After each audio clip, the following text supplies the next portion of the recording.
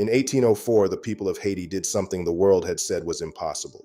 Enslaved men and women defeated 3 European empires and founded the first Black republic in the Western Hemisphere, a nation built on a single idea, that human freedom admits no racial qualification. More than 2 centuries later, that same nation sits at the center of a question this documentary asks plainly. When a government ends humanitarian protection for hundreds of thousands of Haitians and prepares to return them to conditions its own diplomats call too dangerous to visit, what exactly are we watching? This is not a verdict.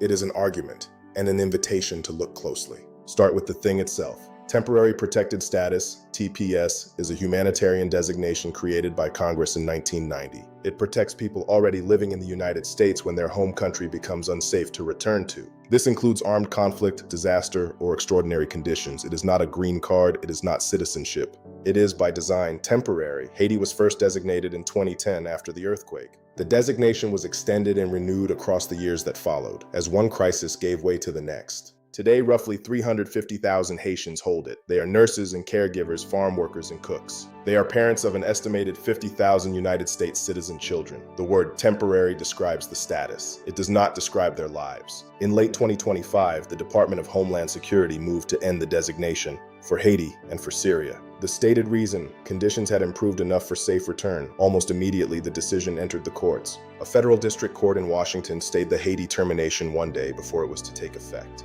and notably found that the decision was likely tainted by what the court called anti-Black and anti-Haitian animus. The case moved fast. By June 2026, it reached the Supreme Court, which ruled 6-3. The court ruled that most challenges to a TPS termination cannot be reviewed by courts at all. 3 justices dissented sharply. So here is the state of things. The courts that examined this record did not agree. That disagreement is not a footnote. To weigh a claim of safe return, you have to look honestly at what return means. By 2025 and 2026, more than 1 million people were displaced inside Haiti. Armed groups controlled much of the capital. Roughly 5.4 million people faced acute hunger. And here is the detail that resolves any ambiguity. The same government State Department kept Haiti at level 4, do not travel. That is not an interpretation. It is the government contradicting itself in writing at the same time. A country cannot be simultaneously safe enough to deport people into and too dangerous for anyone to visit.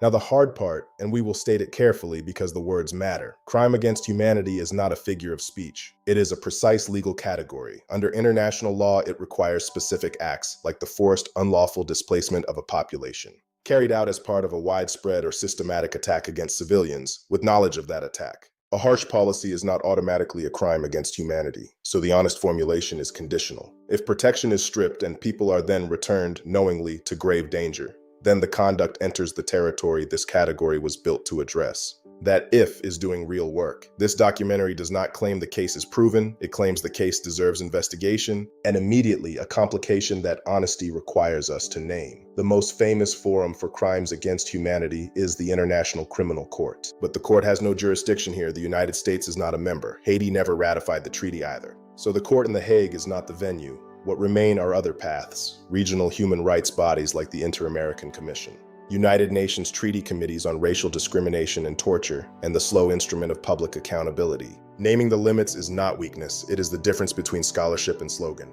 Here the story turns, and it turns on a comparison. In the same period the door was closing on Haitians, another door opened. The administration created a fast-track refugee program for white South Africans, Afrikaners, described as victims of genocide. But independent reporting complicated that story sharply. Fact-checkers found that the data did not support a claim of genocide. Reuters showed that one image presented as proof was actually footage from another country. South Africa's own government rejected the narrative. So consider the 2 doors side by side. For one group, a contested claim of danger was believed quickly. For another, a documented crisis was met with doubt. The point is not that the 2 programs are legally identical. They are not. The point is the asymmetry, who gets believed and who has to prove it. This question, whose evidence counts, is older than this case. In 1853, a French writer named Gobineau published a theory of racial hierarchy. He needed Haiti to fail as a proof. Instead, Haiti produced Antenor Firmin. In 1885, this Haitian scholar wrote a rigorous, evidence-based rebuttal on the equality of the human races, dismantled the pseudoscience point by point. From within the very nation, the theory had condemned. Firmin's argument was not a plea for sympathy. It was an argument about evidence, about who is presumed competent to assess the truth. That is 1885. And it is exactly the question the two doors ask in 2026. Behind the law and the history are kitchens and classrooms. When a TPS holder is removed, the unit of impact is not an individual, it is a household. A citizen child facing an impossible choice. Leave the only country you have known, or stay without your parent. A mortgage that goes unpaid. A congregation that loses a member. A caregiver a family depended on, gone. An estimated 25,000 of those citizen children would be pushed into poverty. These are American children, bearing the cost of a decision made about someone else. There is a line often attributed to the futurist Alvin Toffler, that the illiterate of the 21st century will be those who cannot learn, unlearn, and relearn. It is worth knowing that Toffler did not quite write it. The phrase was reshaped over years of repetition, its true author largely forgotten, which is its own quiet lesson. A claim can travel the world on repetition alone, unverified, simply because it sounds right. That is the habit this whole story asks us to break, to learn the record, to unlearn the assumption that some people's suffering counts for less, and to relearn a starting point Furman named more than a century ago: equal dignity, equal evidence, equal humanity. So we return to the question we started with, and we leave it honestly. Is the termination of Haitian temporary protected status a crime against humanity? The legal answer is conditional and unproven, and it depends on facts still unfolding. But the human question is not conditional at all.